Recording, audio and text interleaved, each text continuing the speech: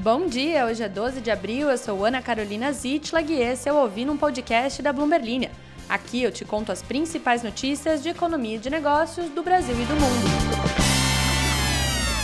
Bom dia, queridas e queridos ouvintes.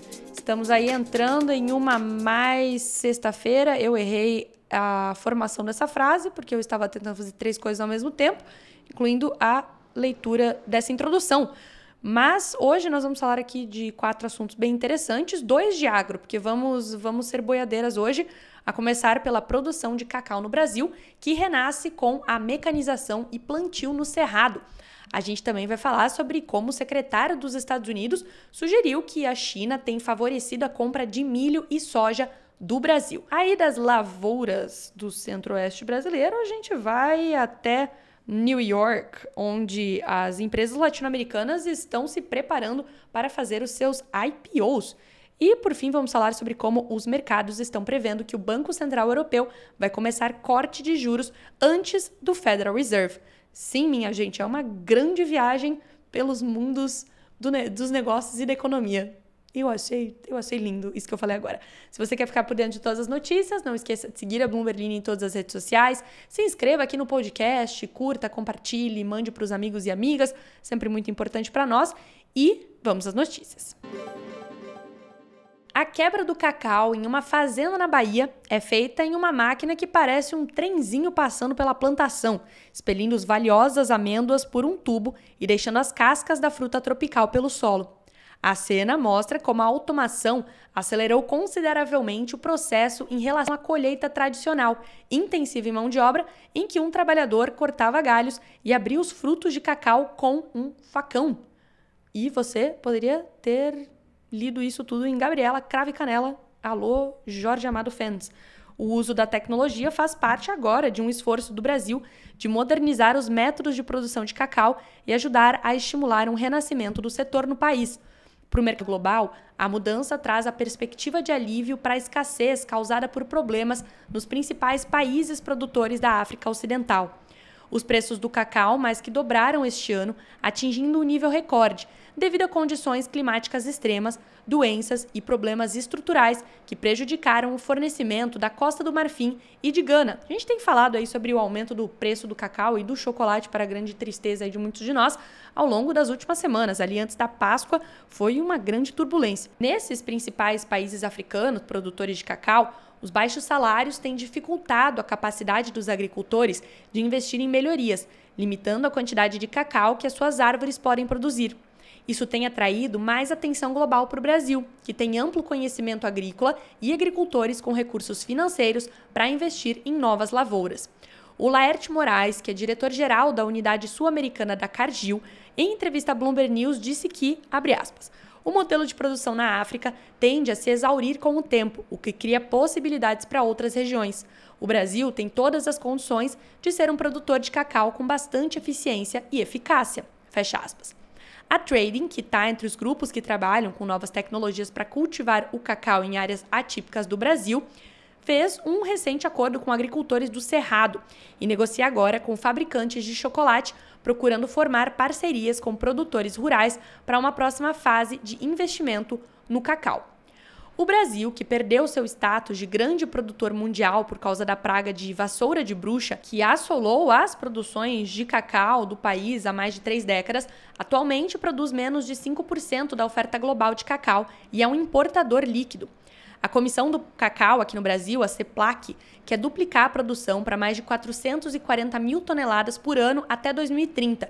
Embora ainda esteja longe do volume da Costa do Marfim, a meta transformaria o Brasil em um dos principais produtores novamente, possivelmente ultrapassando a Nigéria e Camarões.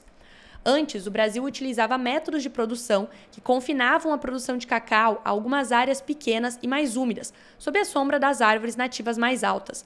Agora, as novas máquinas podem operar sob luz intensa e em terrenos planos. Inclusive, um fato que esta apresentadora de podcast aprendeu em loco, quando fez uma viagem ao sul da Bahia, é que boa parte da razão do sul da Bahia ser muito arborizado e não ter tido o desmatamento que outras regiões do Brasil tiveram foi justamente por conta do plantio do cacau, que precisava de sombra dessas árvores. Então é por isso que nós ainda temos grandes unidades de conservação. Olha só.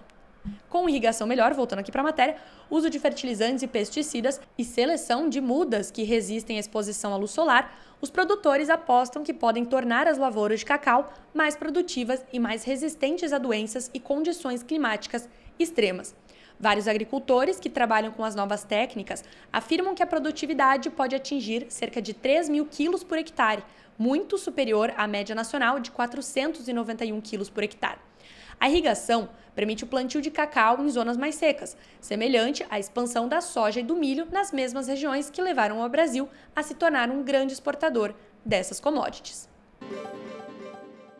E justamente falando deles, o milho e a soja, o secretário de Agricultura dos Estados Unidos, Tom Vilsack, sugeriu que a China pode estar favorecendo as remessas de milho e soja do Brasil, em parte como retaliação contra as recentes restrições à propriedade de terras agrícolas americanas. Vilsack disse que o ministro de Agricultura da China recentemente mencionou a ele a decisão do estado de Arkansas de forçar a empresa de sementes Syngenta, controlada pela chinesa Sinochem, a vender 65 hectares de terras agrícolas. A medida, a primeira de uma lei sancionada pela governadora republicana Sarah Huckabee Sanders, que proíbe que entidades estrangeiras possuam terras agrícolas no Arkansas, faz parte de um conjunto de decisões que levou o país a rejeitar os produtos agrícolas dos Estados Unidos, segundo Vilsack.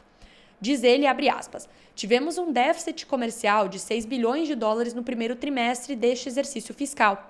As compras da China estão 6 bilhões de dólares abaixo do nível de um ano atrás. Por que será? É apenas o Brasil? Ou houve um motivo para o ministro da Agricultura da China me indagar sobre a Syngenta? Fecha aspas.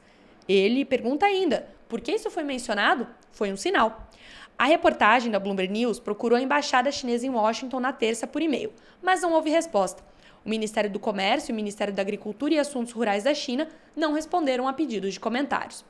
Vilsack disse que os Estados Unidos precisam diversificar e trabalhar com outros países da Ásia, África e América Latina. Mesmo assim, ele afirmou que os Estados Unidos gostariam de poder continuar a fazer negócios com a China. Diz ele, abre aspas novamente, acho que precisamos ter neste país uma conversa um pouco mais complexa sobre a China. Ao mesmo tempo, precisamos diversificar, nos afastando da dependência excessiva. Fecha aspas. Com a redução das compras da China, o Brasil ultrapassou os Estados Unidos como o maior exportador de milho do mundo, depois de ter feito o mesmo com a soja. Vai pra cima! Empresas da América Latina voltaram a estudar e a preparar uma abertura de capital nos Estados Unidos, de olho em uma possível janela no mercado neste ano ou no ano que vem. Isso quem disse foi Matthew Poulter, que é sócio do escritório de advocacia global Linklaters. Em entrevista à Bloomberg Linha, ele disse que o interesse tem sido tanto por operações tradicionais de ofertas iniciais de ações, ou IPO na sigla em inglês, quanto para as SPACs, que é o nome dado às chamadas empresas de cheque em branco, que abrem capital e são criadas com o único objetivo de encontrar um comprador. Disse ele, abre aspas, estamos conversando com 5 a 10 empresas que estão realmente considerando um IPO nos Estados Unidos. Dessa vez, possivelmente uma ou duas devem abrir capital neste ano porque estão mais preparadas. As demais devem ficar mais para o ano que vem, mas elas precisam começar a preparação agora. O especialista disse que das cerca de 10 empresas com as quais vem trabalhando, metade são brasileiras, outras 3 ou 4 são argentinas e há também companhias chilenas. Bancos de investimento têm a expectativa de um crescimento do mercado de IPO em 2024, depois do baixo número de operações do ano passado. No mercado americano, foram realizadas 48 ofertas no primeiro trimestre, que movimentaram 9,6 bilhões de dólares, de acordo com a Bloomberg News. A expectativa é que o início do ciclo de cortes de juros pelo Federal Reserve, o Banco Central americano, ainda que adiado para a segunda metade do ano, possa ajudar na retomada dos negócios, principalmente no segundo semestre ou no ano que vem. Hoje esse podcast está lindo, ele tá uma notícia ligando com a outra, porque agora que a gente está falando aí de corte de juros adiado pelos Estados Unidos, a gente vai falar justamente como o Banco Central Europeu pode estar prestes a romper a tendência que está levando os investidores aí a apostarem num corte de juros global mais lá para o final do ano. Os mercados continuam apostando que o BCE, o Banco Central Europeu para os íntimos, fará um corte de 0,25 ponto percentual em junho. Enquanto isso, a data esperada para o início dos cortes do Federal Reserve e do Banco da Inglaterra foi adiada para as reuniões de setembro e agosto, respectivamente. O cenário representa uma reviravolta em relação à narrativa recente do mercado, que previa que os 3 principais bancos centrais do mundo fariam cortes de forma unânime a partir somente do meio do ano. Agora, com autoridades do BCE confirmando que não estão preocupadas com a perspectiva mais cautelosa nos Estados Unidos, onde um indicador de inflação mais alto do que o esperado provocou uma grande mudança de preço ontem, essa tese está desmoronando. Segundo o Nicholas Forrest, que é diretor de investimentos da Kendrion, abre aspas, o BCE comunicou uma mensagem clara sobre o início do ciclo de afrouxamento em junho. Isso marca uma diferença significativa em relação às intenções do Fed, que parece estar recuando. Fecha aspas. Antes da decisão desta quinta-feira, a preocupação para alguns agentes era que a presidente, a Christine Lagarde, fosse forçada a suavizar os sinais de que o BCE estava se preparando para reduzir as taxas em junho. Em vez disso, ela reiterou que o BCE não segue o exemplo dos Estados Unidos e sinalizou a possibilidade de uma movimentação daqui 2 meses. A economia da Europa tem flertado com uma recessão há mais de um ano. Uma pesquisa recente sobre empréstimos bancários mostrou uma queda na demanda corporativa, enquanto a inflação na área do euro ficou abaixo das expectativas no mês passado, desacelerando para 2,4% em relação a 2,6% em fevereiro. E, lembrando você que acompanha o podcast aí diariamente, já falamos bastante aqui sobre como a economia dos Estados Unidos, por outro lado, está muito resiliente, com o mercado de trabalho constantemente surpreendendo as expectativas dos analistas e como aqui a matéria já trouxe, a inflação que foi divulgada nesta semana também surpreendendo para cima. Ou seja, os banqueiros centrais lá dos Estados Unidos não estão vendo um cenário favorável para iniciar o corte de juros agora, já que um possível corte de juros poderia acionar ainda mais estas tendências e fazer com que a inflação fique fora de controle. E um podcast redondinho desses para terminar a semana. Que delícia! Muito obrigada aí a todos pela audiência e vou citar aqui apenas um comentário aqui do senhor Gabriel, que a dor no ombro é por carregar o peso de trazer tanta informação relevante pra gente, coraçãozinho. Que fofura! Obrigada, Daniel. E o Gabriel Zanetti faz aí um pedido para que a gente fale aqui sobre o uso de drones para entregas de produtos nos Estados Unidos e como é esperado que esse uso aconteça no Brasil num futuro próximo. Gabriel, muito boa ideia sua. Trarei uma pessoa que pode falar um pouco melhor sobre isso na semana que vem para tirar aí todas as suas dúvidas. Adianto que o pessoal que foi para South by Southwest, aquela conferência que a gente narrou aqui várias notícias de tecnologia que aconteceu em Austin, no Texas, há algumas semanas, trouxeram a informação de que lá, justamente nos Estados Unidos, isso já está sendo explorado, né? Então, em estados aí como o Texas e a Califórnia, já existem drones fazendo entregas da Amazon, por exemplo.